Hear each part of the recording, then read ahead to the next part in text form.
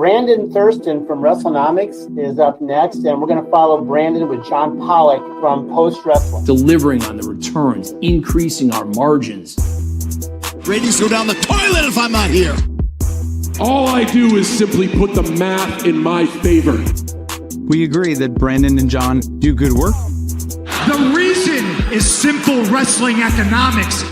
I've been told the Netflix numbers. I've been told the metrics a little bit, probably 5 different times. I still don't get it. There were respectable wrestling journalists who needed answers. Thank you very much, members of the media. I hope you all go to hell. How about we pop a number right here, right now? Whole part of the show, man. It is all part of the show. John Pollock and Brandon Thurston coming at you on this Wednesday afternoon. As the U.S. government shuts down, Pollock and Thurston never stops. No, we would no vacations here, at least for me. I don't take vacations. I don't do out of office emails. I'll be vacationing in Buffalo, New York this fall. Yeah, Brandon has told me if I ever were to put an out of office email, I'd be fired. That would be it. Yeah, that would be it. On today's show, everyone, we're going to be talking about many topics. We're going to be joined by the returning Josh Nason from the Wrestling Observer site. He will be joining us. We're going to chat a bit about Paramount's engulfing of Zuffa Boxing, UFC, taking it all in. Wouldn't you? The Ellisons have been very kind to TKO over the last 30 days. We'll talk about that. It is the anniversary of AEW Dynamite, turning 6 years old this week. And they will celebrate tonight by going 2.5 hours from Hollywood, Florida. It's going to be 2.5 hours. 2.5 hours. You can't contain an anniversary show into just 2 hours with an overrun. We're going right till 10:30 tonight. Maybe an overrun. Maybe we'll go to 3. Why not? Why not? And a topic I can't wait to talk to Brandon about. It's the Riyadh Comedy Festival. Mm-hmm. Brandon and I, we have our tickets. We're going to preview all of the comedians that are lined up, and we're going to do a full preview of the Riyadh Comedy Festival that is going on this week, coinciding with the murder of Jamal Khashoggi on Thursday. Yes. I've heard the contracts have been leaked, or at least a portion of them. Details have been released. I don't know what. We will contrast to kind of our the comments made by other companies that have business in Saudi Arabia and the comedians that have faced flack for going over there. So one of whom was fired already before he even got over there. So we'll talk about that too. But let us begin, Brandon. AEW Dynamite. It is their anniversary tonight. 6 years old. The show launched October 2nd, 2019. And this also marks 1 year since the announcement of their renewal with WBD. And I would say that just from my vantage point is that a year ago, everything was centered around the television deal. But even once that TV deal was announced, I think AEW, as Tony Khan has many times compared this year's business to that fourth quarter of 2024. It was not a great time for AEW on a creative front, on a ticket selling front. But a year into this deal with WBD, how would you assess AEW as it winds down 2025 going into 2026? What are some of the major topics, questions that come to mind that an anniversary naturally brings up? At least in the dynamic, the inescapable dynamic that I and others no doubt contribute to, the dynamic between WWE and AEW, I think that has reversed momentum in 2025. Would you say that's fair to say? The popularity. In terms of more momentum on the side of AEW than a year ago? Since Vince McMahon has stepped down twice, the momentum has been in the favor of WWE, and we've seen their attendance really explode. Well, to do really well. TV is complicated, but WWE's, the attendance is, as I say, the cleanest metric we have, and their attendance did really increase, doubled basically. I think for Raw and SmackDown, if you check the numbers, that's what you'll see. And while that happened, 2022 forward, and CM Punk left, and all this stuff, and AEW's attendance declined and their ratings declined beyond the rate of cable cord cutting and the cable universe. And the quality of the product was under fire. If you're writing in journalistic language, you had certain podcasters even saying that maybe it's time for Tony Khan to let someone else lead creative. And it's been I think positively received since the new year. That's what I hear. And at the same time, WWE's I think it is sort of there's not complete zero sum, but there's definitely some push and pull there because I think AEW has to function to some extent as an alternative of the big wrestling brand. And I think especially since WrestleMania or so, that was not a well-received WrestleMania. And AEW has been better than it was in the prior year. And there are a lot of business stories, too, that we've been covering in the last several months that, between ticket prices, sending WrestleMania to Riyadh, and the not well-received WrestleMania, maybe the quality of their product overall has just been a little bit less well-received than it's been in recent years. So I think that has created an opportunity and identity, alternative identity for AEW that it has really needed.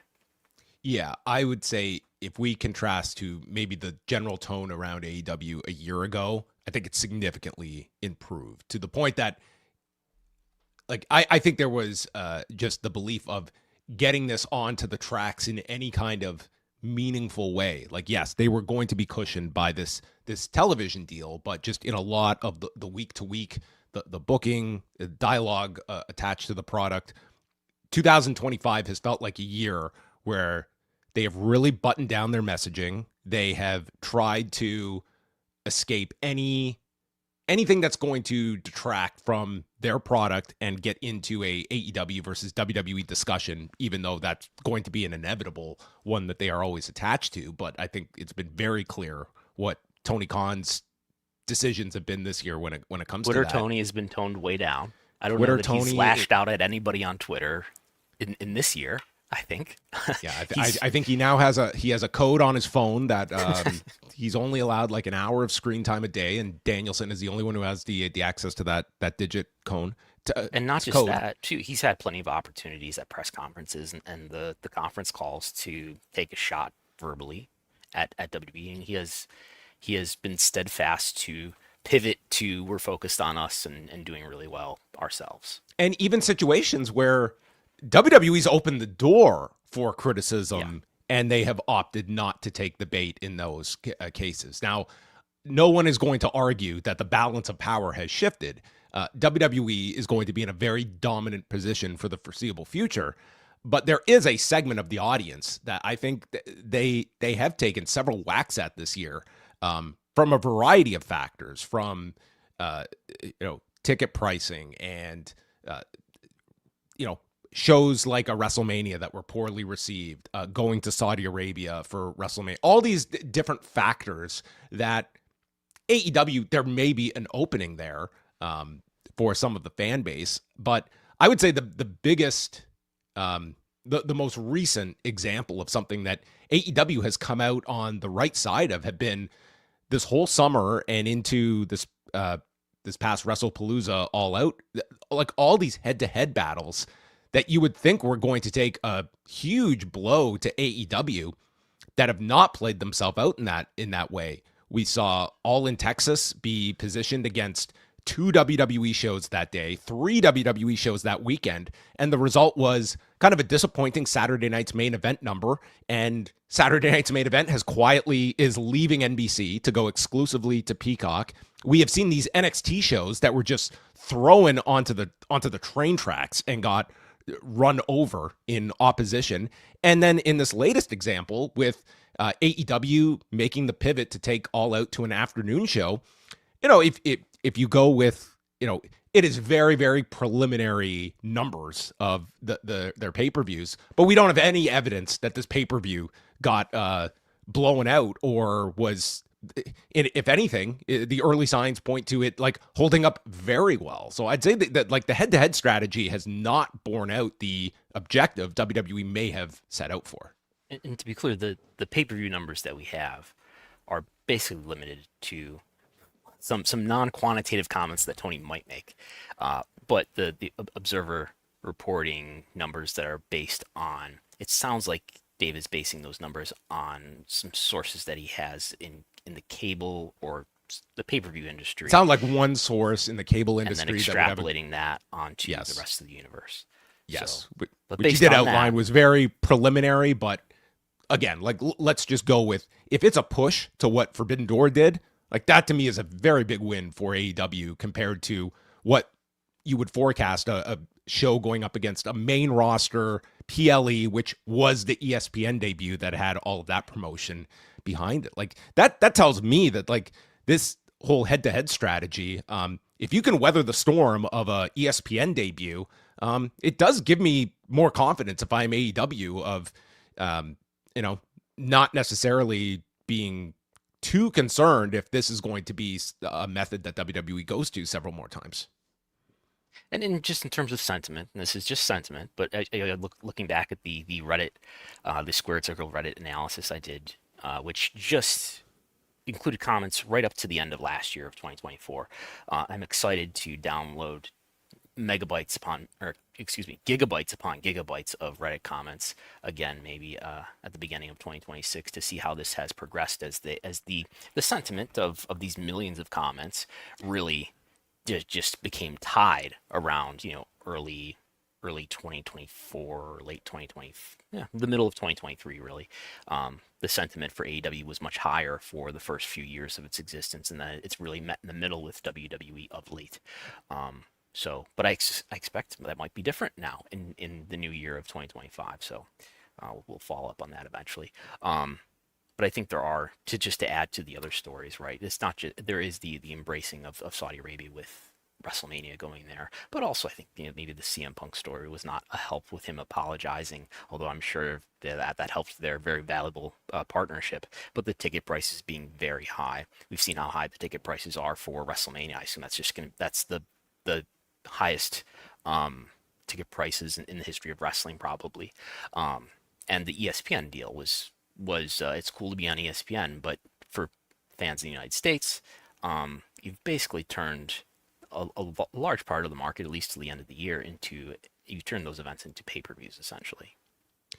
I'd say several questions that come to mind that we'll be asking maybe over the next couple of months, the next year. Obviously, it's going to be whatever strategy WWE continues when it comes to AEW and what it puts up against it. By this time next year, is Dynamite going to have head-to-head wrestling competition? And that doesn't have to be WWE, but TNA, which if we go by it's October.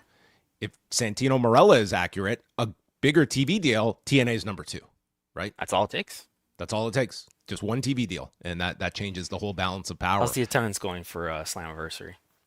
Bound for Glory, about 3,400, I believe, as we speak. Hasn't quite been the level that Slammiversary was over the summer. I would suggest, no doubt Dynamite's, AEW has its attendance issues, and you're seeing them do residences because that's I'm sure just a cheaper way to run TV, and probably acceptable enough to their TV partner. But I mean, look at what AEW does for their pay-per-views, where they're still able to pack in, an NBA-sized arena, over 10,000 usually, right, for their pay-per-views, or in the high thousands. Not seeing TNA do that yet. I guess another one is when it comes to certain performers, like Chris Jericho's contract is up later this year, and you do wonder when it comes to some of their aging performers, like an Adam Copeland, a Christian Cage, like where do those figures find themselves in the mix in AEW in the year to come? I do think a bit of a byproduct this year has been like there has been a general focus on a lot of their younger stars or stars that are you've just seen like the build around people like a Hangman Page and a Will Ospreay and a Swerve and an MJF, and this has been a year where Jericho's been gone since April.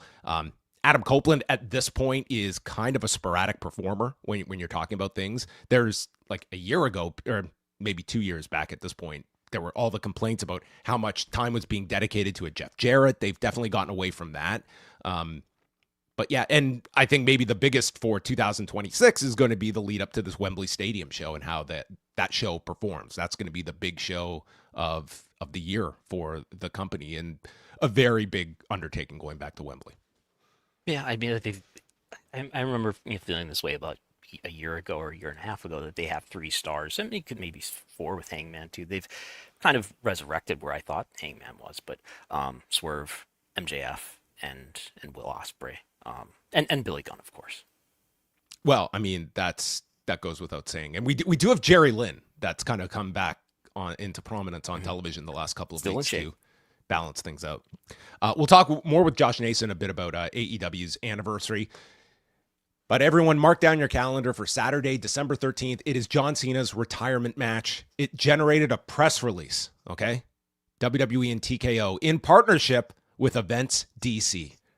Before I could have even finished that sentence, Brandon had already done a background check on Events DC, a very, very welcoming website. I mean, this looks like I'm going to book my kid's birthday party on this website. Lots of big colors and, it's Events DC, the premier host of conventions, entertainment, sporting, and cultural events in the nation's capital. And large or small, in-person, virtual, or hybrid, we make DC happen. And they're going to make John Cena's retirement happen on Saturday night's main event, December 13th, at Monumental Sports and Entertainment's Capital One Arena in Washington, D.C. How do our first 2 stories connect? The site of the very first Dynamite, the Capital One Arena in Washington, D.C. These turncoats in Washington now backing the WWE for John Cena's retirement, and they're obviously throwing some bucks TKO's way. Mark Shapiro, very happy about this. And as Paul said, John Cena's contributions to WWE are immeasurable. There are no words that can truly relay how much he means to this business. Together with our partners at Events DC and Capital One Arena, we look forward to honoring his legacy and delivering an unforgettable send-off for both John and the cash-strapped WWE universe. Bit of editorializing there. So I am investigating this, and I think Events DC is or is closely related to a government agency in the District of Columbia. And lo and behold, the District of Columbia has a wonderful law called the Freedom of Information Act. And they have been mailed. You have to physically, as I told you yesterday, I sent John Pollock a photo of my physical mail that I had to send to the what is it called? It's not it's not like the Las Vegas Convention and Visitors Authority. It is the Washington Convention and Sports Authority. So these are the variations on what these sports commissions and local organizing committees call themselves. Well, guess what government services are still up and running during a government shutdown? Postal workers. They're going to get that letter. Certainly. These folks on the receiving end might not be there. I don't know what the state of Events DC is at the moment. The post office is a self-sufficient business. They don't need government funding. That's it. The post office can always be relied upon, no matter where your parties have. And I'm making my contributions to the U.S. Postal Service by sending certified mail to other government agencies. Yes, as you and I learned in past reporting, sometimes physical mail is the only way to get a hold of somebody. That's what you've got to do sometimes. You just got to mail somebody so you can say, hey, look, we couldn't find your phone number anywhere, but we physically mailed you overnight letter with my contact information. Yeah, still awaiting a response. This should be, to say the least, a giant gate that they're going to do for this John Cena retirement show. This will be the final Saturday night's main event of the year. They have another one November 1st. That's going to be the first Peacock exclusive show. And then this show, let's remember, this was the show that they were trying to move to December 30th as they were trying to make AEW's world end on that night. But in fact, they will be running on December 13th. So we will not get John Cena trying to take down AEW's pay-per-view. Who's going to wrestle on this show? John Cena will wrestle on this show. Who is he going to wrestle? Hiroshi Tanahashi. I would be for that. I would tune in if that happened. Who on the WWE roster or within WWE's proximity would you tune in to see John Cena wrestle for his retirement? Will you sample any of this? My guess would be no, but I'm trying to see here if there's anything that would Vince pull McMahon. you in. Is there, what percentage chance of Vince McMahon showing up on this unannounced? Less than 50. Less than 50? Yes, but maybe how about more than 25% chance? 25%. Maybe. but less if than John 50. John Cena's retirement and Stephanie McMahon's Hall of Fame induction, greater or higher than 50% chance of either? No, I get the impression that maybe not on the best terms, Stephanie and Vince. I don't know. I mean, that would be probably a decent assumption there, but I don't know. I could see the Undertaker just coming out. Vince is on the back of the motorcycle. Kid Rock ushers them out to American Badass. He loves Kid Rock. Yep. Yeah, you never know. All right. Well, we have breaking news coming out of the camp of Bubba the Love Sponge and Nick Bollea. Much to everyone's chagrin. I was already booking my travel. I was going to go down to Florida, cover this trial in person, but unfortunately, a filing on Tuesday stating that Bubba the Love Sponge and Waltz Films, the distributor of Video Killed the Radio Star, which we have still yet to see, hereby provide notice that the parties have agreed upon a term sheet with settlement terms in an effort to resolve the dispute globally and are continuing with such discussions. Upon the parties' execution of a written settlement agreement fully memorializing a resolution, the appropriate party shall file documents to dismiss this case. So we have not officially settled this, but it sounds like we're at the 5-yard line, and more than likely this is going to be settled, terms of which I'm going to guess will not be disclosed, and maybe the olive branch will be Nick Bollea appearing on Bubba the Love Sponge's radio show. And yeah, I haven't looked, but I don't think this has been reported elsewhere. We got this straight from the court. So it should be noted, this is only the defendants who are saying this. Highly doubt that they're saying this, though, without the plaintiffs truly being on board. If Terry McCoy is listening, you can send us a super chat if you have a disagreement toward this. Yeah, we're monitoring the chat. If Nick Bollea is in there, let us know.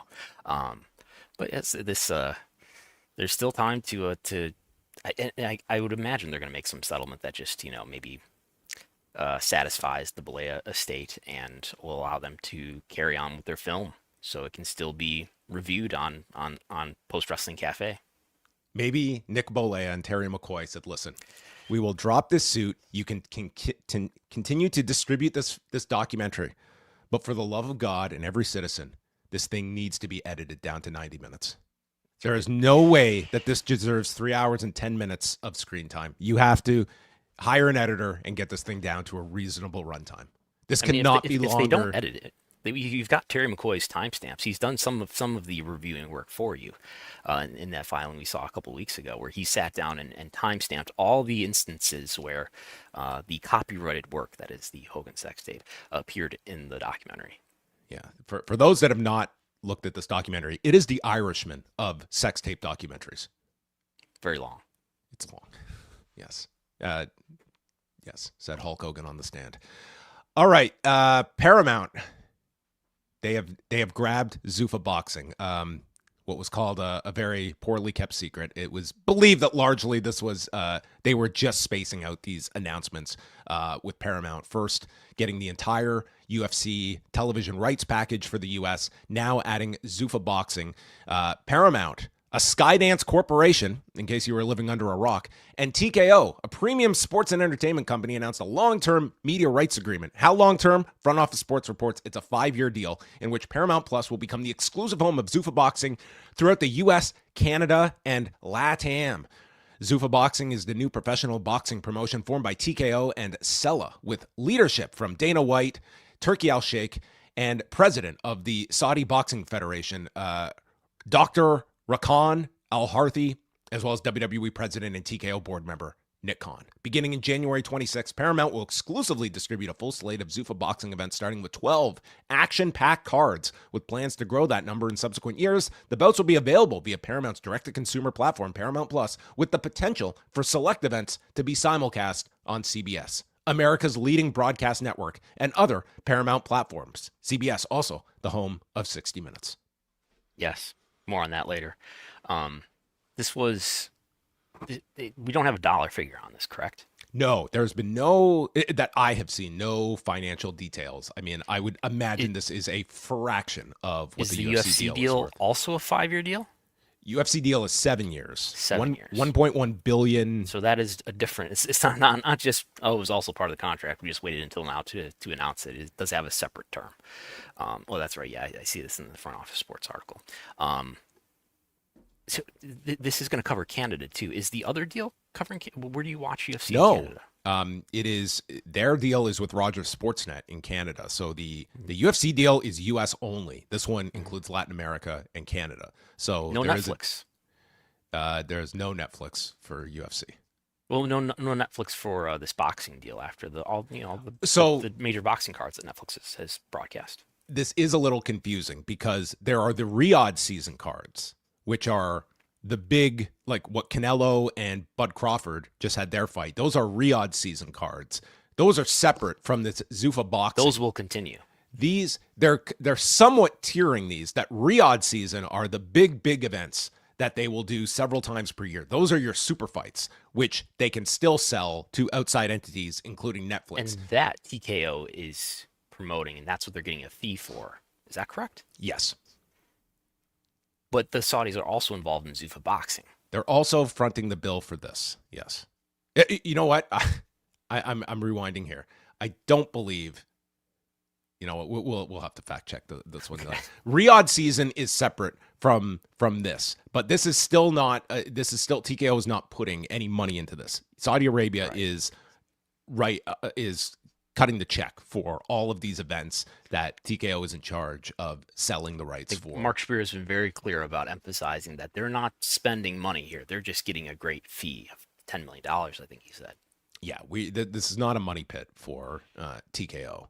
So, I mean, it's an enormous investment by Paramount into everything TKO, as they have now allocated dollars towards UFC, and they are banking highly on attracting combat sports fans in 2026 and beyond. Will we see Donald Trump on some of these Zuffa Boxing cards? I don't think we're going to see him at Zuffa Boxing events. I don't think they're up to his level. I don't think so. I think he'll come in for his maybe around the midterms next year. Maybe he'll do some UFC appearances of some sort. He is an elusive figure, as is our guest who is returning, Josh Nason from the Wrestling Observer website and Josh Nason's Punch Out, the host of the quarterly AEW investor calls. We thought it'd be appropriate to have Josh on here at day one of Q4. That's right. Yes, we're here. I hope I don't get fact checked like John did with Dana in the 60 Minutes interview. So if I get out of this with no fact checking, I'm good. All truth here. All truth. Well, you know what? That's a perfect segue because I decided to do a little 60 minutes in 60 seconds. So here are some highlights of Dana White appearing on Sunday night's edition of 60 Minutes. Fire away. You know me, man. You've known me for a long time. Fire away. I don't give a When you hear toxic masculinity. What's that mean? You tell me. No, you just said it. What's the definition of toxic? How can somebody be too masculine? Is that a possibility? Can you be too masculine? You tell me. No. You think so? The answer is hell no. Your media rights deal basically doubled. Is fighter pay going to increase proportionally? I can't sit here right now and tell you, it's double, it's 1.5, it's triple. But yeah, fighter pay is, it's going to be good. Do you pay fighters a fair wage? Absolutely. So is there anything a fighter can say, tweet, do that you say, you know what, there got to be consequences? I'm a big believer in free speech, and unfortunately, probably the most important speech to protect is hate speech. You're not a fan of cancel culture? No, I hate it. On both sides. It's like all the stuff that's going on with Charlie right now.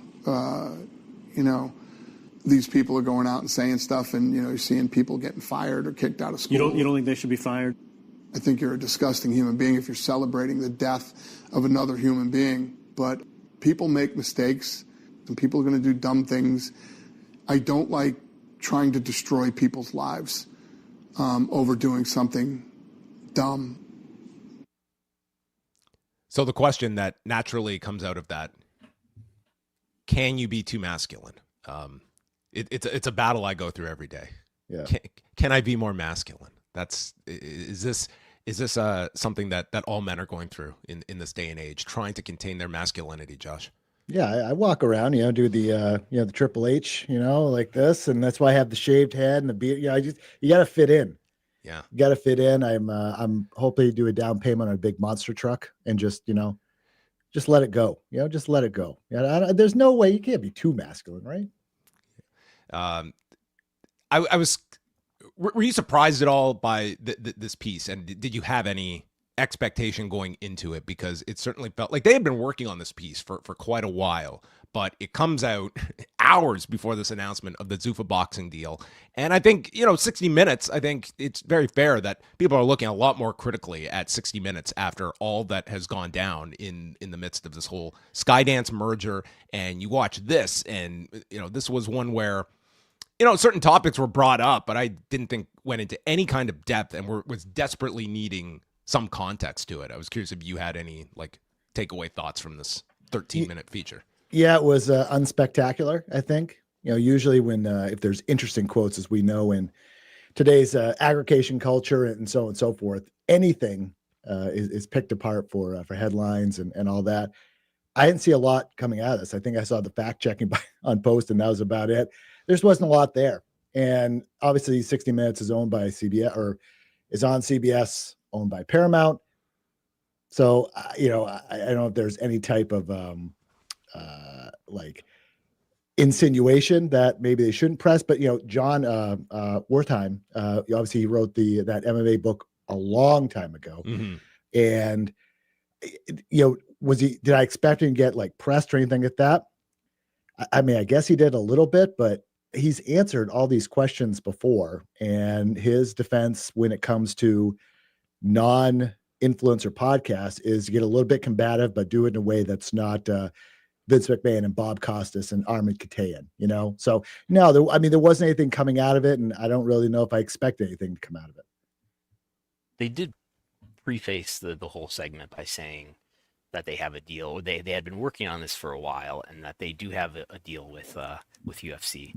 They did not. And I had not watched this yet until yesterday, so I had read the press release about the boxing deal by that time, and I was almost wondering, did they just announce it on 60 Minutes? But no, they did not. They did not reveal that scoop. Yeah, no. that would have been the the church and state kind not existing at all if they had announced a big deal right at the end of it. But there's nothing that surprises me now when it comes to really anything at this point. I mean, there was the discussion about hate speech was brought up, and I think it's Dana White has very much made that his brand. And again, in my piece, you go back to a time, and Josh, you certainly remember where this fighter code of conduct was being enforced pretty regularly, to the point of guys being fired over Miguel Torres making a rape joke over a decade ago. But it wasn't even that long ago during the pandemic when it was this is your forum for non-politics in the depths of COVID, that you could tune in. This was not going to be hitting, this is your escape from everything. And now how much this promotion has become the avatar for this administration in many ways. And I would have liked to have heard more of a pressing on that.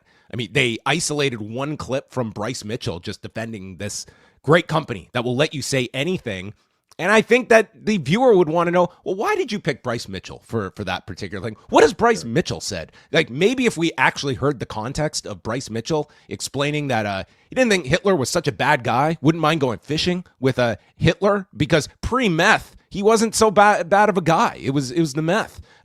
Maybe that would be a helpful context of why we decided to choose Bryce Mitchell, of all people, to just talk about the First Amendment. Right. More like Sean Strickland and some of these things as well. Yeah. I mean, I think, I just don't think he wants to deal with it. And I think it's easier to have this blanket statement of, we believe in all types of free speech and all this stuff. It doesn't really apply to bring flags out to the cage. I remember, it was that last year or 2 years ago, they said, anyone could bring, any flags out or anything like that. And then there was, I can't remember if it was a Middle Eastern country, perhaps, or there was one country that they said, I'm not allowed to do this. I believe one fighter wanted to wear a turban out to the cage, was not allowed to do that. So it was kind of selective, right? So yeah, But let's also not forget the third rail. Okay, the one thing you cannot do is scoop us on a fight announcement a few hours before we announce it on the broadcast. That's over the line. Every amendment has its limits, okay, and that is it. Okay, you do not scoop fights. Look, you're going to ruin the experience for those at home. I mean, I understand it. Get these people from MMA fighting out of here. You know what I mean? They're going to ruin the Brock announcement and all that stuff. Well, who's the guy that broke that? Is he still in the business? I don't even know. You know what? Never heard from him again after 2016. You know, that was it. It's turned out okay for him as well. Yeah, I mean, that was the piece in a nutshell. I think, you know, we're entering this period where I think this certainly applies to wrestling too. I think there's going to be those that are very much going to focus on CBS's coverage of the UFC and ESPN's on WWE. Like, this is just, as you said, Josh, like this is the ecosystem we are in now. And I think you're going to be watching this coverage with that certain perspective on things. And that's just the way things are in this landscape of media. The difference now is people don't care that are in a position to have change, right? We care, but we come from a much different media background when in so many different ways, which this past few years and really, I don't know, 5 years more, this degradation thanks to social media and everything is really everything we learned. It doesn't exist. It all depends. Do the people in power care? Do the sponsors care? And things like that. And frankly, they don't. You know, I mean, Slim Jim pulled out when Vince McMahon returned, right? But we've seen no issues then when, you know, Brock Lesnar came back or anything like that. In other situations, you know, them going to Saudi Arabia, sponsors don't seem to care there. If the people in power and the people paying the money don't care, then, you know, we can complain all we want and we should, and it's key to be watchdogs, but you just feel like the collective that did care and kind of drive the right thing to do forward is just degrades every day because the voices are so loud on this other side of saying, why should we care? Why should we care? You're ruining our fun. And if the people in power are like, we're going to listen to them, what good does it do? We're going to say, we should say things, but it just feels that power is just, it degrades by the day, unfortunately. Yeah, I do think there's been a pendulum that's swung back the other way from, if, you know, Me Too in 2018 was it swinging one way, it does seem to have swung back the other way. And I do wonder if, you know, if certain people had, you know, who lost their jobs or got, you know, fired or if that would have happened, if similar things happened today. Sure. Yeah, I think it is. We'll never know. We'll never know, but we'll see. I mean, I think a point you guys made last week, which you said it, John, and a giant light bulb just kind of went off, is I would not be surprised if Vince McMahon get inducted in the Hall of Fame in Saudi and by Turkey. You said that, and I had not thought of it. And I'm like, oh my God, it's totally going to happen, isn't it? Right? A lot could happen between now and then, but would I be surprised by that? 0.0%. Yeah, I'm at a point now where I'm not saying I'm waiting for it to happen or making it a guarantee, but I mean, I just like really the only obstacle to that happening is a blocking by WWE internally that doesn't want to be in the Vince McMahon business. I don't think it comes down to anything regarding optics or backlash. I don't think any of that. I think that's out the window at this point. Yeah, and if there's going to be a time, more of a political issue or within an internal political issue within WWE of that's it. Would he exude more influence? Would there be the perception that he would exude more influence? Do we want to consider the risk around that? I think that's probably more the concern at this point, more than whether Slim Jim would, you know, pull out of a sponsorship or something like that. Yeah, I think like it's like the dark example, but the day of Vince McMahon passes away, there is going to be the extraordinary celebration of Vince McMahon on WWE programming. Like that to me is a given.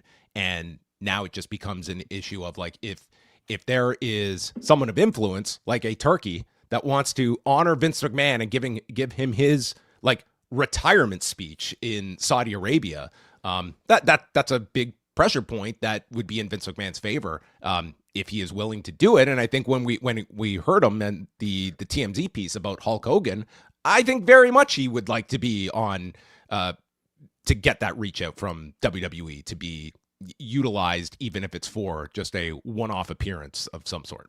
Yeah. And if the comments we hear from, people who worked with Vince over the years, whether it's, I don't know, Mark Henry or, John Layfield and people like that, who I imagine feel very close to Vince, and they don't view him as completely toxic. And I'm sure there are a ton of people and a lot of sentiment in WWE and in the WWE culture who feel like, well, he never got his proper send-off, and he deserves that. I mean, Stephanie tried her best to give him the best possible send-off when Vince. he was Yes. retiring. But maybe she can lead an updated chant for everybody. Josh, I figured this is as good a topic as any to move over to. How much have you been following the coverage of the Riyadh Comedy Festival that is currently ongoing? Because for those that are maybe not up to speed, I go to our Human Rights Watch that did put out a statement that the Saudi government is using the Riyadh Comedy Festival from September 26th to October 9th to deflect attention from its brutal repression of free speech and other pervasive human rights violations. The festival dates include the 7th anniversary of Saudi state-sponsored murder of journalist Jamal Khashoggi and takes place just months after Saudi authorities executed a journalist, apparently for his public speech.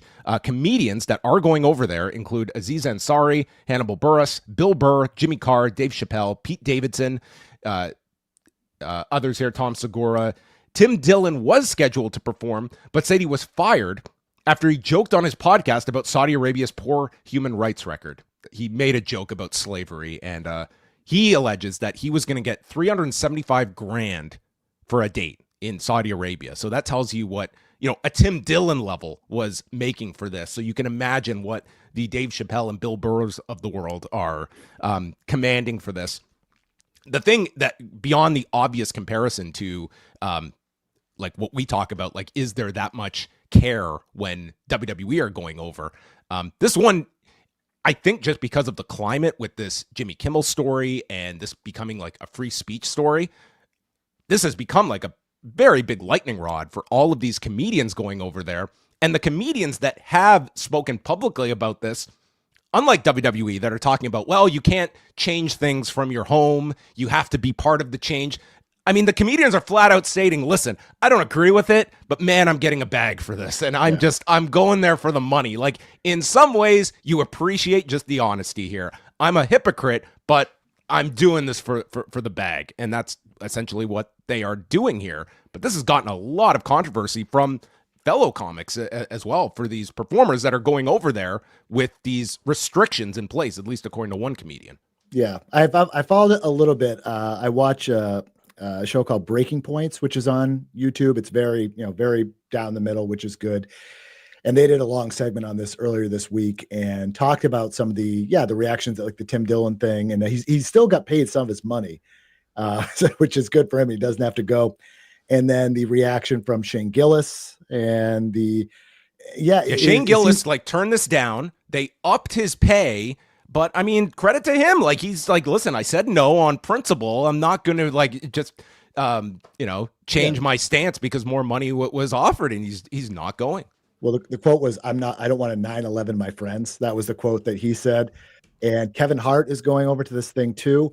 And another comedian that was asked to go over shared some of the info that I guess, I can't remember if it was a woman or a man, got from their agent.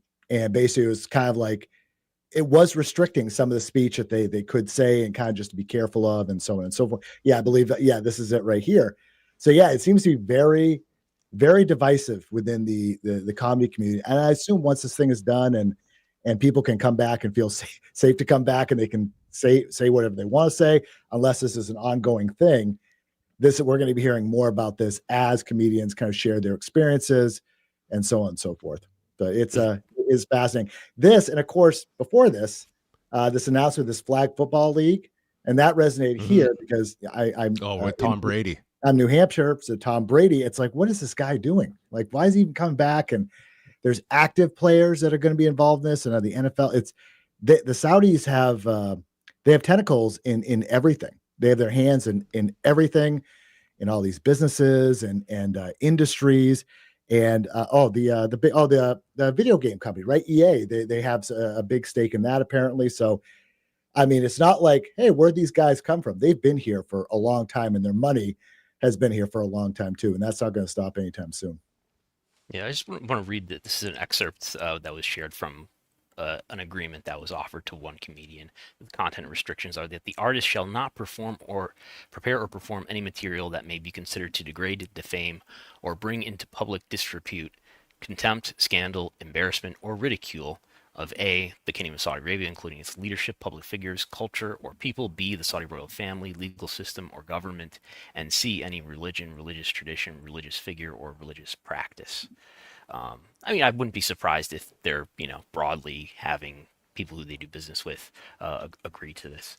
I think it's really important to point out, like when we have conversations about these business arrangements with the Saudi government, that it's the Saudi government. It's not just a business, a private business. When people point to we have a lot of our own problems here in the United States. When you do business, with a private company, that's one thing. But when you do business with the government, and maybe this is more along the lines of getting paid really well to perform at the inauguration or something like that, and the criticism that some of the entertainers have and executives have received for attending the inauguration. This is your UFC on the White House lawn would be the more comparable situation, where you're doing business with a government, not just a private business that's trying to make a profit, but with a government that has larger goals than profit in mind. Yeah, I think as well there's a hypocrisy aspect to this among some comedians that have sort of railed against cancel culture and being restricted in what they can say, and like someone like Andrew Schultz, for instance, who is advocated for this on his show, and yet you are going to a place where you are essentially being silenced on what you can say. And I mean, if as long as you're going to be transparent about that, that is what this is. But it doesn't mean you get to escape backlash for this very public display of hypocrisy. And I think it does show you just in a transparent way, what they are trying to do here is, this is laundering the image of Saudi Arabia, and they're going to do it at great expense. And those that are willing to take it are going to make a lot of money for these gigs. But there is also a tax on taking these gigs, especially when you have spoken very differently about, lack of freedoms or cancel culture and topics like that. And then you're going to enter a place that is going to be greatly restrictive on what you can say and kind of manage you. And I think people generally have a belief of comedians operating outside of that restriction. Yeah, I think it depends on, you think about these comedians now, comedy is so huge, especially with podcasts and everything. Is this going to hurt their business, their company? And I'm sure these decisions are not made in a silo. They're talking to their management team. They're talking to their social media team. They're talking everything. Be like, as a brand, as a company, does this make sense? Yeah, there's the money, but is this going to cost me, half my audience going out on a national tour that's being planned for 2026? Is this going to cost me podcast advertising? Is this going to do this? And that's what every person that takes the money, goes over there, does something, they have to assess. So I'm going to guess that all of these comedians either don't have assessed, they're like, well, we could take a hit, but we don't care. Or they're like, look, we're going to do this one time. We'll see how it goes. We'll go out and tour in 2027. And people just forgot about it. People may just forgot about it in a couple months, right? It's assessing the risks and the rewards. And in this case, it's a financial reward. And most of these comedians are saying it's minimal risk on the other side. And I'm sure they'll talk about it afterward, and that will get good views, and that'll make up some money on their podcasts and YouTube and things like that. It's all risk assessment. That's what it is now. The morals have kind of gone out the window for most. Not all. And it's nothing that Formula One isn't doing, and that soccer isn't doing, and WWE isn't doing, and every boxer isn't doing. Everybody's doing it. So what's the big deal? Yeah, that's the way it is now. As much attention as this story has gotten, nowhere, the comp that a lot of them make is to Live Golf, for instance. WWE just Live Golf. WWE isn't even brought up in any of these stories, and just putting a bow on this topic, the big discussion was CM Punk going over earlier this year, and the guy took a lot of criticism going over there. But all these months later, like, do you assess like his reputation was damaged in any meaningful way? Because he seemed to be the one that was like, if you're talking about a character that could take any kind of damage from something like that, it would be a CM Punk. And yeah, like I would say if he was making that calculation, like he did it, and there was backlash towards him, but he was right back on television the next week in the US and as over as ever. Yeah. I think the only damage would be, if he comes out and has a big stand on something again, how do you believe him? Right. As I wrote a column on our site about it, on WrestlingObserver.com, about that. Like, I mean, he said this stuff, but if you're a fan of his and you really got behind a lot of the causes that he's talked about, wore shirts for, and things like that, I believe abortion rights, LGBTQ rights, Chicago Teachers Union, all those things, that's great. And it's great to be supportive of those groups and those causes. He could change his mind in 2 years. He changed his mind on this in a few, right? So, I mean, it wasn't just that he made the decision to go. He was, if you look back, like the Pardon My Take appearance he did several years ago, and this is, I think, before he went to AEW, I'm trying to remember the time frame. He was very forceful in being like, I can't remember what the language is, but he was like, I'm not going there. And he did. Times changed, finances changed, and all that. So that would be what I would say long-term may stick, is these other causes. And he may say, well, it's a different scenario.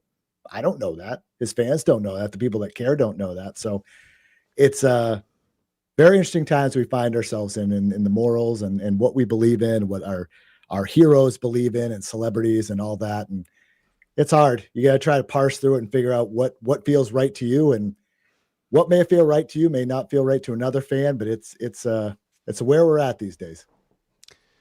Tonight is the 6th anniversary of Dynamite, Josh, and we were discussing earlier in the program sort of where AEW has come over the past year, because I think we look at last year at this time, in light of the TV deal that was standing, was a pretty low ebb for this company when it came to just general fan sentiment. And now here at this 6th anniversary, like, where is AEW sitting after a year where they have had, a year under their belt under this new WBD deal? They have been, counter-programmed many times over the past couple of months, and going ahead to 2026. Well, I mean, I'm told that they have 2 million WBD viewers on WBD, right? That's indisputed. I've been told they're going to go out of business, right, because of all these reasons. Which I'm not sure which one is right today. I think they're a TV deal away from being the number 3 company in the country. True, exactly. Santino Marella getting involved in the fray. How about that? As an overall, the last 6 years, it's good to great that they're around. It's good to have and great to have a strong number 2, not just for fans that can watch different things and see different presentations of this thing called pro wrestling, for the talent and staff and people behind the scenes and everything. It's great because more people can make money and more people can make more money. There's sides to play off each other and at least consider. And that's a good thing. Yeah, TNA was around forever, but they weren't like this, right? I think in the last year, it's interesting because it seems like, their pay-per-view numbers have stayed pretty consistent, which I would say is a strong point. They haven't really, they have some spikes up, but there's nothing that really like drops. They're going to see like, 100,000 dropped to like 50,000 or something like that. Even on the 20th, when he came against WrestlePalooza, there was a big question about that. And they've, the big thing is that it's not showing in attendance. People aren't getting out to watch shows. I still think that's a big red circle. Brandon and I have talked about this before on my show. People love to go out to things, right? It's not COVID. It's not, people are, you guys talked about ticket prices earlier, talked about ticket prices a lot. I believe last week you talked about WrestleMania, and I know you talked a little bit about that today. People are willing to pay for concerts. People are willing to pay for entertainment. So why are more people, if all these people are watching from home, why aren't they more people willing to go to an AEW show? Why are they averaging in that, the Diamond range, 2,500, and Collision a little bit lower? Why is that? There's a fundamental reason why. Is it just not big enough stars? Is it simply they're just not established where in my opinion, that they don't trust the brand enough to bring the top talent to just buy a ticket right when it comes out? WWE, you can, because you generally know 3 out of the top 5 people on that brand are going to be there, right? You generally know that. You're going to get your intros and things like that.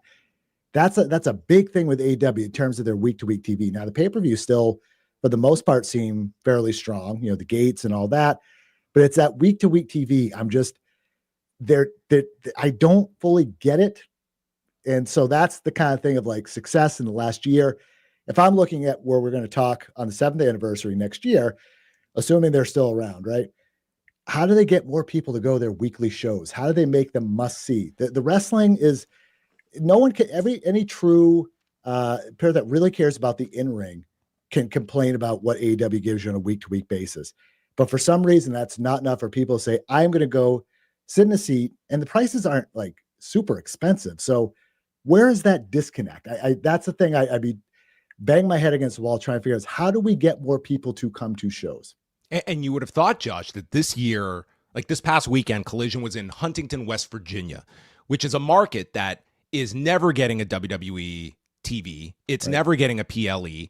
And these are markets that maybe would get their 1 to 2 house shows a year that they're no longer getting. And maybe that just goes to the just theory that just like there are WWE fans and then there are wrestling fans. And that doesn't just necessarily mean AEW comes to town and you go from being a WWE ticket buyer to this is going to fill my 1 to 2 wrestling shows a year. But it is, to me, the area of AEW's business that you can look at with the most critical eye is that no matter, like, they are generally positively received shows. Like every show has its misses, but they're far more hits, and that is not trickled to a surge in attendance for whatever reasons. And I don't have like the clear answer on that either. Yeah, I wonder, again, you go back kind of the good to great in-ring wrestling thing, right? I just wonder, because we have access to so much stuff now, if fans are just not engaged enough to be like, I need to see this in person, or are they too desensitized where they're saying, I can watch stuff on these different streaming services on YouTube. I watch AEW. I got 18 hours of a pay-per-view from AEW the other day, right? I got it, and I don't need to go see it because I can sit here from my couch and I can don't have to spend a lot of money and I can just enjoy it as is. I don't know. I keep thinking at some point, Brandon and I have talked about this as well, they should do a more expansive European tour, I think, at some point. Just if you're going to take the risk, you're getting the money. Where's the gamble? Take a gamble and try something different. Now they're doing a few more dates this year, which is good. But I don't know if you're ever going to get the WWE style tour, but like now's the time to maybe kind of roll the dice a little bit. And yeah, it's going to be expensive to keep those people on the road for a couple of weeks. Why not? Why not give it a shot instead of, again, playing 2,000 people, and no disrespect to Huntington, West Virginia, but you know what I mean? Just when you got to try it at some point. Why not now? Yeah, I just think that the product is just not hot enough. I know we've got people including it in our chat discussing whether, well, they just don't promote the shows enough. When AEW comes to my town, I barely see any advertising, and that would help incrementally if they promoted more effectively. But why did WF go from what their attendances were in 1996 to what they were in 1998? Because the product became very hot because of certain stars were set on fire, and that's AEW could do that. They do set their stars on fire. They do. Literally, though, is the problem. Yeah. Well, there's you don't just have an immolation on your pay-per-view without advertising it in advance. Okay, that's the misfire, so to speak. We're gonna park it there, Josh, but I do believe that you will be at some point doing a third quarter earnings report with Brandon Thurston. Is that in the pipeline? Yes, next few weeks. I have 2 quick questions for you before we go, if you have a couple minutes. Smashing Machine. Have you seen that yet, John? I didn't see it when it was up here at TIFF, but I'm planning to go when it comes out. I am looking forward to it. I've heard good things, and I know that you did get a chance to see it, correct? I did. Yeah, I saw it last Monday, Monday ago. I got access to a screening. I enjoyed it. People can check out my recap. Nice segue. People can check out my recap on Josh Nason's Punch Out. You can look at F4W Online and also Spotify or Apple Podcasts, absolutely free. And I also talked to Boss Rutan for about 15, 20 minutes about his role in the movie.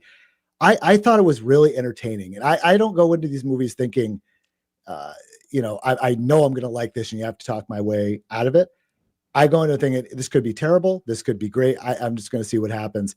I really enjoyed it. I think that he really, if you look at these guys side by side, like for that era, it is scary how similar they look, build wise, hair wise, and all that.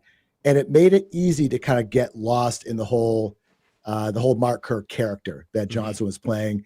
There's a few very intense scenes. Emily Blunt is really good. Boss Rutan is Boss Rutan, which is one of the reasons I wanted to talk to him. I thought Ryan Bader was good.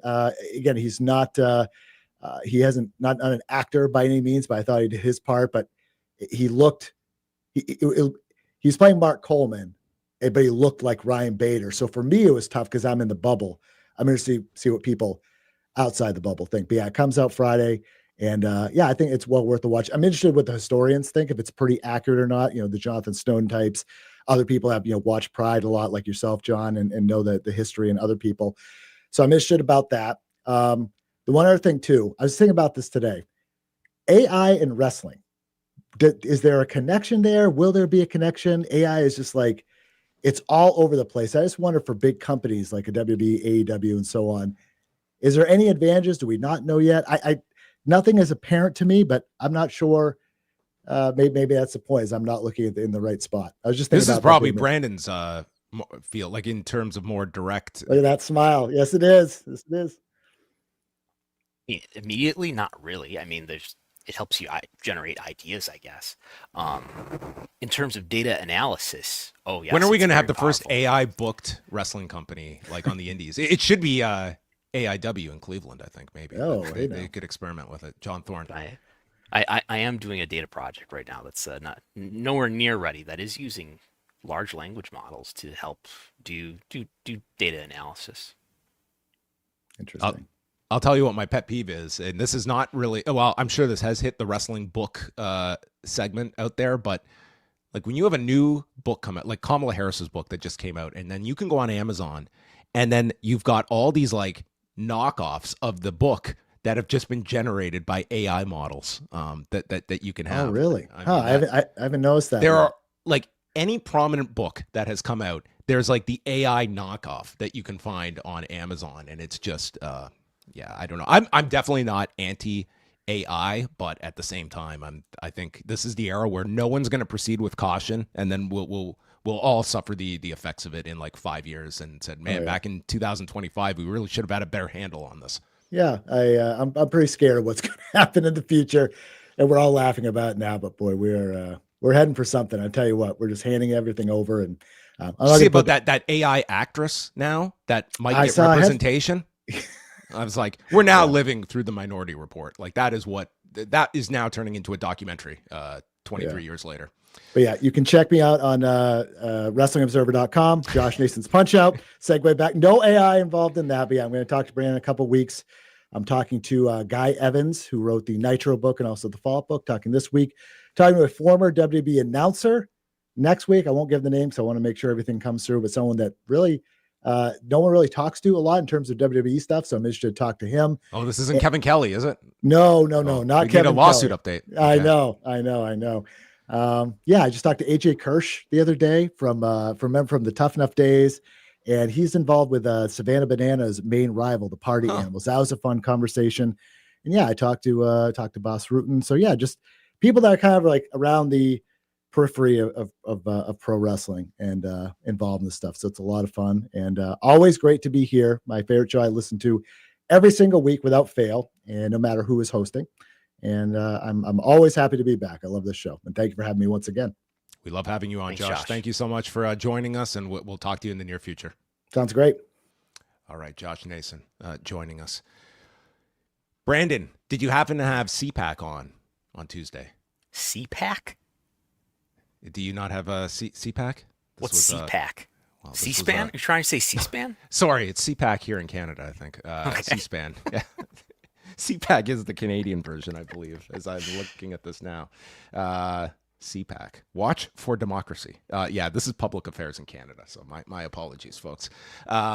Yes, Stephanie McMahon goes to Washington, flanked by Paul Levesque and Linda McMahon as well. They're just slowly taking over the White House. And there was Stephanie to deliver a speech in just moments before Donald Trump would sign several executive orders to help fund AI research into pediatric cancer. So this is where AI is going. So this from CNN.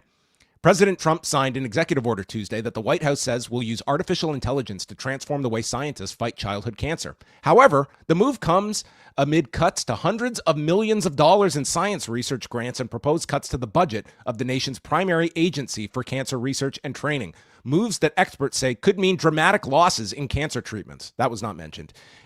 Trump said, "We're going to defeat childhood cancer once and for all. I'm thrilled to sign a very historic executive order to massively accelerate pediatric cancer research and harness the extraordinary potential of AI to fight this terrible disease." And Stephanie McMahon, she spoke about Connor's cure. And yes, Linda also spoke at this as well. But there you go. And yes, Robert Kennedy Jr. also spoke RFK as Jr. well. was there. Of course, Donald Trump was there.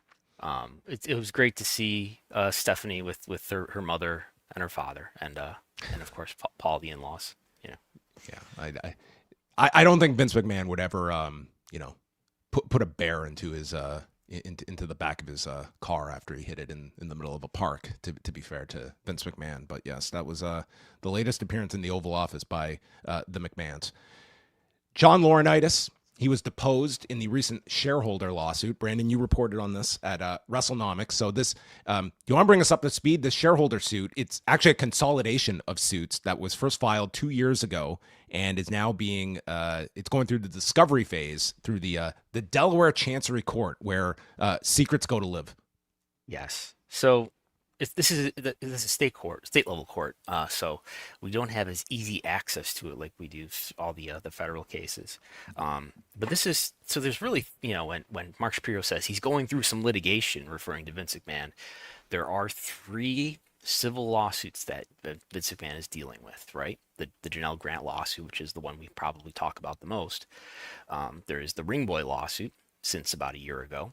That is also happening. And then there's this lawsuit, which is hardly ever talked about, as someone is trying to call me. Sorry. That's actually K&L Gates informing Brandon that there's also the fender bender from this past July that Vince McMahon was involved in. That is another legal action. Did go to court, so not a civil lawsuit though. But he's in this shareholder lawsuit, which has been going on for quite some time, which alleges that he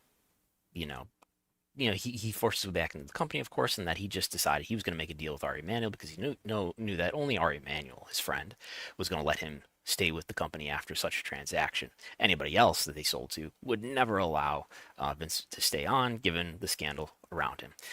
So it's continuing to carry on, and it's really further along, and it is an older case than the other 2 big lawsuits we talk about. This is quite far along, and there's discovery happening. Maybe this will go to trial someday. But there's everybody under the sun has been subpoenaed, and so who's actually being sued here is not WWE itself. I'm not sure if WWE might still be footing the legal bill for this, but this is the pension funds that have consolidated against Vince, against Paul Levesque, Nick Khan, George Barrios, and Michelle Wilson. Those are the defendants in this case. But John Laurinaits has now, as of Friday, presumably he was deposed. That was the day he was going to be deposed from over Zoom in his lawyer's office in Florida. We've got Liberty Media is going to be deposed this coming today. Yesterday. We're to be deposed. So presumably that has happened. And KKR, everyone's favorite private equity firm, not clear. I mean, it's not been confirmed on the record, but there's certainly in the case of Liberty Media, there are details that have been disclosed in WWE's own filings about who these bidders were that is consistent with Liberty Media. KKR, maybe KKR was one of the private investment institutions that may have been exploring as well. Nick Khan is so a lot of people are set to be deposed, including Vince, Paul, Nick. Basically, if you served on the board during this time, you are being deposed. This is the gold mine of a Freedom of Information Act request. If you ever were now, what does this mean? If this all gets published immediately as soon as it happens? No. There might be further motions after discovery is complete. There might be, if this goes to a trial, we might hear excerpts of the depositions disclosed. Documents might be disclosed.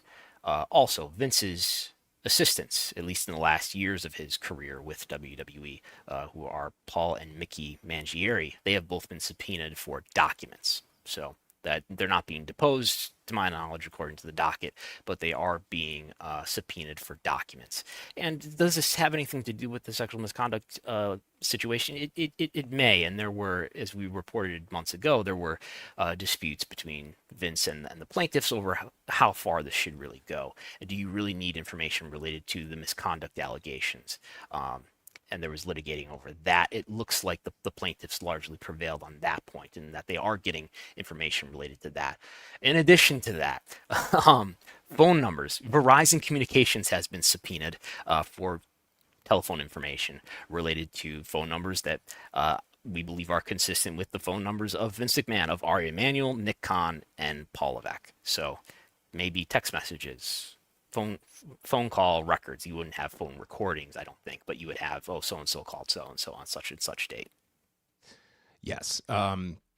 This obviously, this would be a really fascinating case if any of it saw the light of day. And to me, the overarching question I've always had for this one is the plaintiffs being able to argue successfully that the merger with the UFC, how do you overcome the results that we have seen in the aftermath of this merger? That if I'm the defense, I'm arguing that no other company was as well equipped than Endeavor to take this live event business that has these astronomical this experience when it comes to large scale television deals, and look at the value of this company 2 years after it was completed. Like, this has been a home run for this merger in terms of the value of these two companies.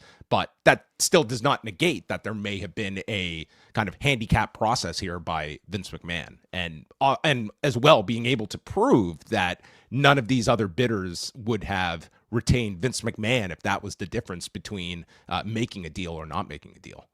Yeah, we do have information that was disclosed in a filing some 2 years ago about how this process played out, who the other bidders were. Well, not their identities, but they're sort of anonymized. And there are details that we probably talked about some 2 years ago that we could revisit to look into this more deeply. Ultimately, it was an all-stock deal, as we know, that occurred, that resulted in the formation of TKO, as opposed to a cash transaction or something like that.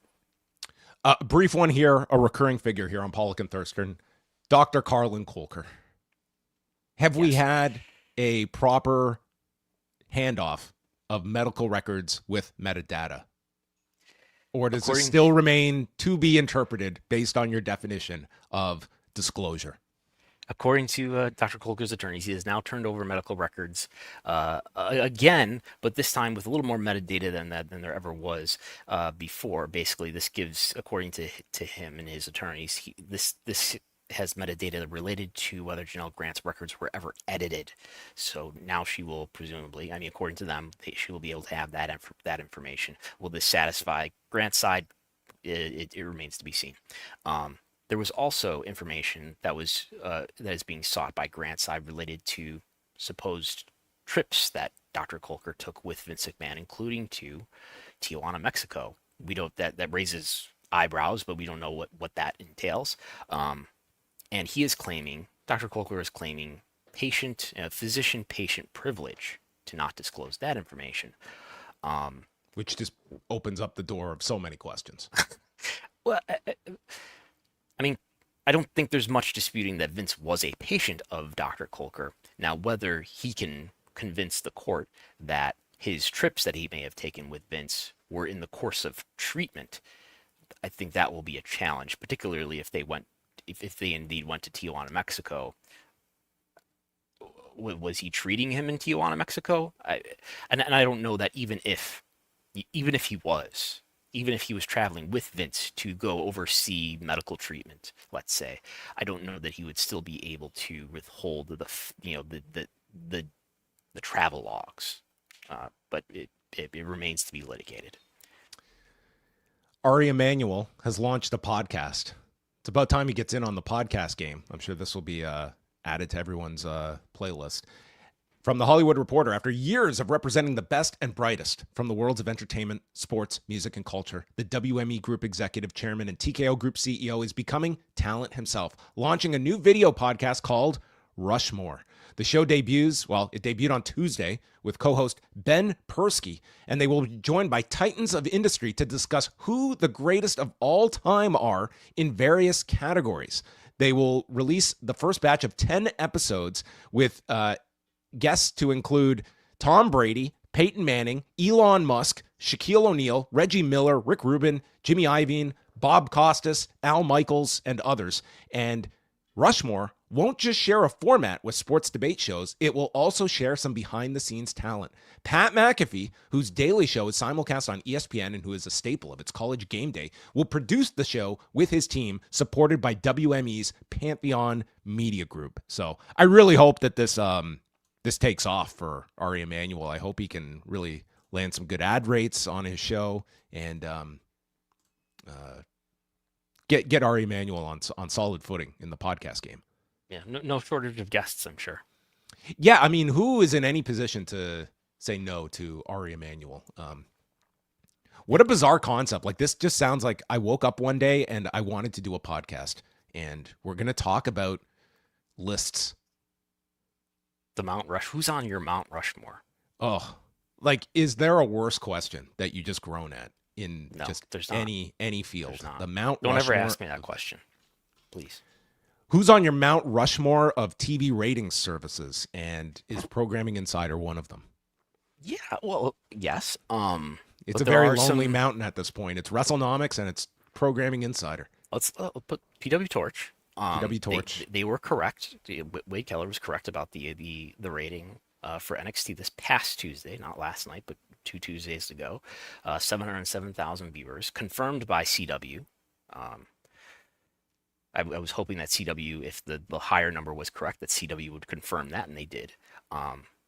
So Programming Insider had lower numbers, and in fact, for Wednesday had lower numbers, I believe, across the board, not just for NXT, but for probably for Tuesday throughout. And I do have some numbers for Wednesday, not just the Dynamite rating, but some other cable ratings that were lower across the board for what Programming Insider reported. I did talk to Douglas Pucci, who reports this information for Programming Insider, and it looks like maybe as we talked about a few weeks ago, there's this Nielsen change in the big data panel.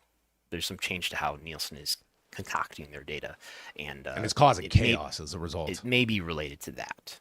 So we'll see. We're still waiting for Friday ratings, and fortunately, Wade Keller does have an independent, data source that will hopefully help us know what the right numbers are. Yeah. So.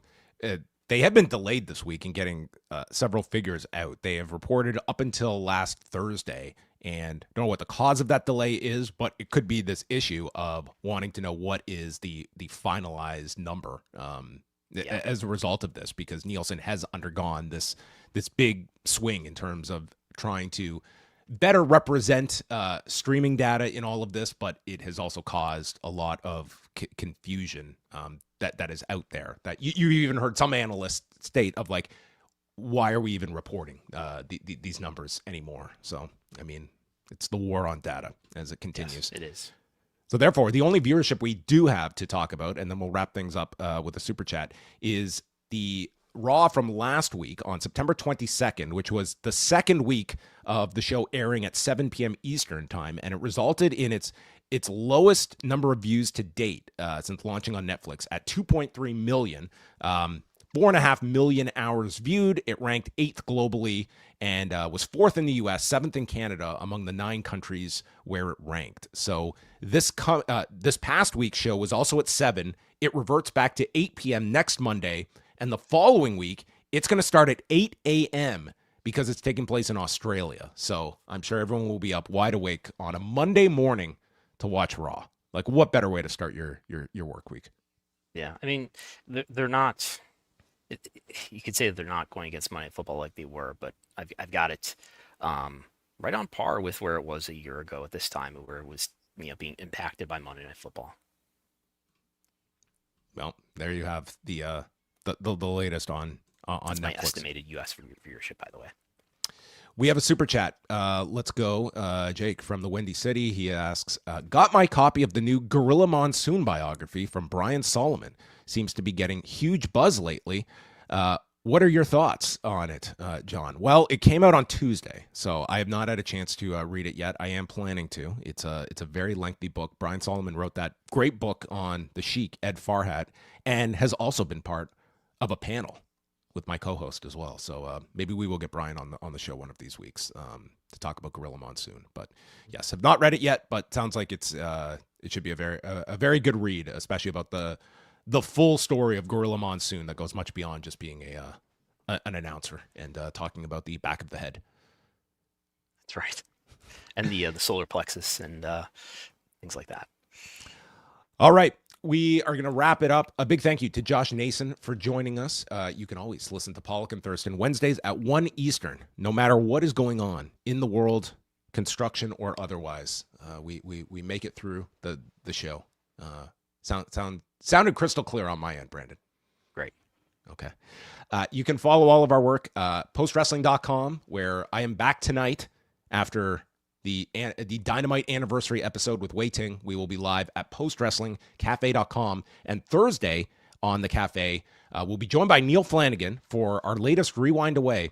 And we are reviewing the documentary selected by Neil, Nobody Speak, Trials of the Free Press, that came out in 2017. So we're going to be talking all about the First Amendment and its impact on the media at large. And we'll see if there's anything relevant today from a documentary that came out 8 years ago. We'll see. That's coming up Thursday. And what is happening over in WrestleNomics? Now, my report on the shareholder lawsuit that we talked about is up there. It's actually for free for everybody on the website, as well as free subscribers on Patreon and Substack. And we will be trying to keep track of TV ratings, as always, on both Patreon and Substack. All right. Thanks, everyone, for joining us. We're back next Wednesday. That concludes Pollock and Thurston.